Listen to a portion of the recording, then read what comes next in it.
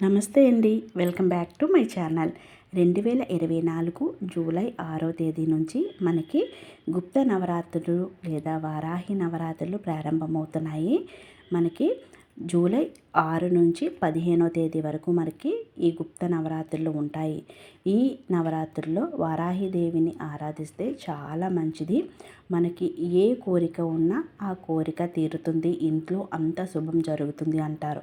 అయితే ఈ నవరాత్రుల్లో మనం భక్తి శ్రద్ధలతో అమ్మవారిని ఆరాధించడానికి ఏ పూజా సామాగ్రి అవసరమవుతాయి అన్నీ కూడా మనం తెలుసుకుందాము. 9 రోజులు మనం అమ్మవారిని నార్మల్గా కూడా ఆరాధించవచ్చు. అఖండ దీపము, కలశము ఇవేవి లేకుండా ఆరాధించవచ్చు.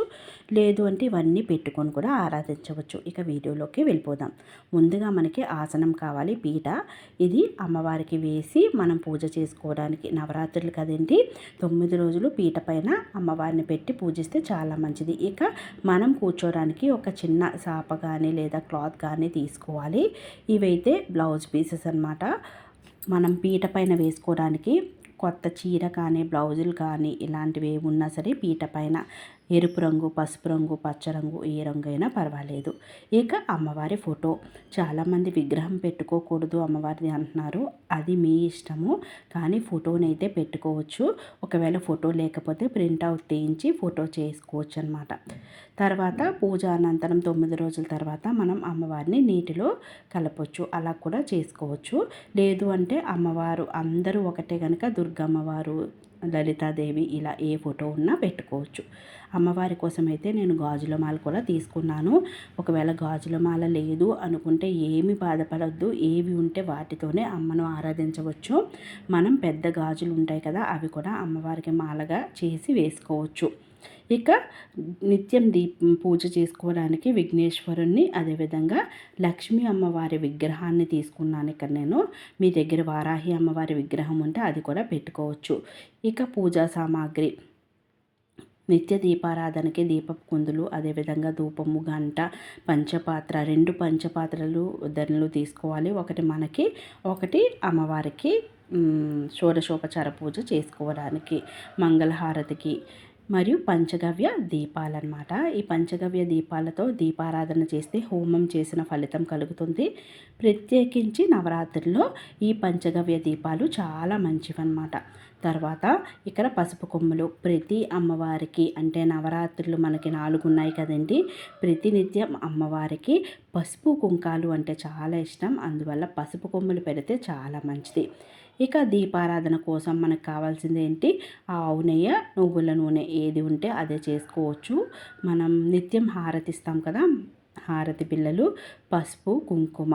అమ్మవారికి కుంకుమ పూజ చేసుకోవడానికి కుంకుమ, అదేవిధంగా పసుపు మనం అక్షంతాలకు, కుంకుమ మనం ఎర్రని అక్షంతాలకు, అదేవిధంగా నిత్యం మనం రాసుకునే కుంకుమ పసుపు వేరేగా పెట్టుకోవాలి.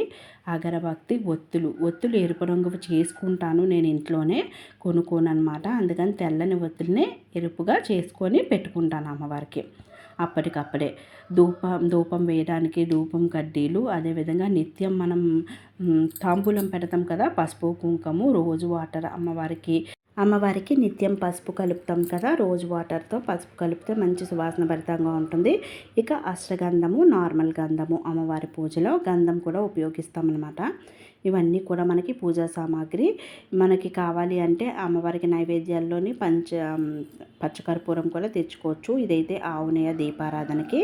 నువ్వుల నూనె తీసుకోవచ్చు, కొబ్బరి నూనె కూడా మీ ఇష్టం అన్నమాట, తీసుకోవచ్చు. ఏదైనా ఉంటే సరిపోతుంది. ఇక మళ్ళీ మనకి ఈ పూజా సామాగ్రి అన్నీ కూడా 9 రోజులు ఒక దగ్గర పెట్టుకుంటే ఈజీగా ఉంటుంది. ఒకవేళ అమ్మవారి వారాహిదేవి పుస్తకం లేకపోతే పీడిఎఫ్లో తీసుకొని చదువుకోవచ్చు. నిత్యం మనం చదివే అష్టోత్తరాల పుస్తకం కూడా. ఇక తాంబూలానికి మనకి తమలపాకులు కావాలి, అదేవిధంగా వక్క లేదా ఇలాంటి వక్క పొడులు ఉంటాయి కదా, అవి కూడా పెట్టుకోవచ్చు. అమ్మవారికి నిత్యం బ్లౌజ్ పీస్తో పెట్టకపోయినా 9 రోజులు మనం తాంబూలంని అంటే అమ్మవారికి తాంబూలం, వక్క, తమలపాకులు, పూలు ఇలా సమర్పించవచ్చు. ఇక అమ్మవారికి నిత్యం కూడా మనం అష్టోత్తరాలు చదివేటప్పుడు ఉపయోగించేవన్నీ కూడా మంగళకరమైన వస్తువులన్నీ కూడా జవ్వాది పొడి, మంచి సువాసన భరితంగా ఉంటే అమ్మవారు మన ఇంట్లో ఉంటారు అంటారు. వెండి పుష్పాలు, గోమతి చక్రాలు, లక్ష్మీ గవ్వలు, ఇలా అన్నీ కూడా మంగళకరమైన అవన్నీ కూడా మన దగ్గర ఏవి ఉంటే అవే. ఇవేవి లేకపోతే చిల్లర నాణాలు మరియు పుష్పాలతో మనం అమ్మవారిని ఎర్రని అక్షంతాలతో కూడా అష్టోత్తరం చేసుకోవచ్చు. ఉంటే ఇవన్నీ కూడా పక్కన పెట్టుకోండి, ఎందుకంటే మనకి 2 రోజుల్లో నవరాత్రులు అనేవి స్టార్ట్ అవుతున్నాయి. ఇక నేనైతే నైవేద్యానికి స్వీట్లు కూడా పెట్టుకుంటాను. ఇవన్నీ పెట్టవలసిన అవసరం లేదు. అమ్మవారికి దానిమ్మ గింజలు అంటే ఇష్టం, దానిమ్మ గింజలు, అదేవిధంగా పానకం అంటే ఇష్టం, పానకము, పాలతో చేసిన పరమాన్నము, ఇవి పెట్టుకుంటే సరిపోతుంది.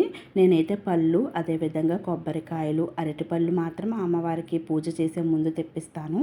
ఇవన్నీ కూడా పెట్టుకుంటాను. మన వీలుని బట్టి మనం పెట్టుకోవచ్చు. ఇవే పెట్టాలని లేదు, రోజు పానకం పెట్టుకోవచ్చు. కానీ అమ్మవారికి చేసే పానకంలో మిరియాల పొడిని ఉపయోగించరంట.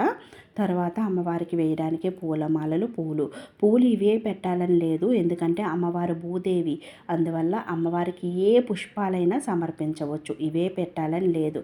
నిత్యం మనం అమ్మవారి కింద వేసి పూజ చేసుకోవడానికి అక్షంతాలకి బియ్యము, నిమ్మకాయలు, చివరి 9 రోజుల తర్వాత మీరు వీలుని బట్టి జాకెట్ పీసులు అంటే బ్లౌజ్ పీసులు కానీ లేదా చీర కానీ అమ్మవారికి తాంబూలంగా సమర్పించవచ్చు.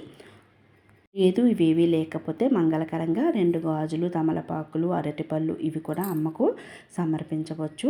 అమ్మవారికి భూమిలో పండేవి అంటే ఇష్టం. అంటే చిలకర దుంపలు, కంద దీపము ఇటువంటివన్నీ కూడా సమర్పిస్తారు.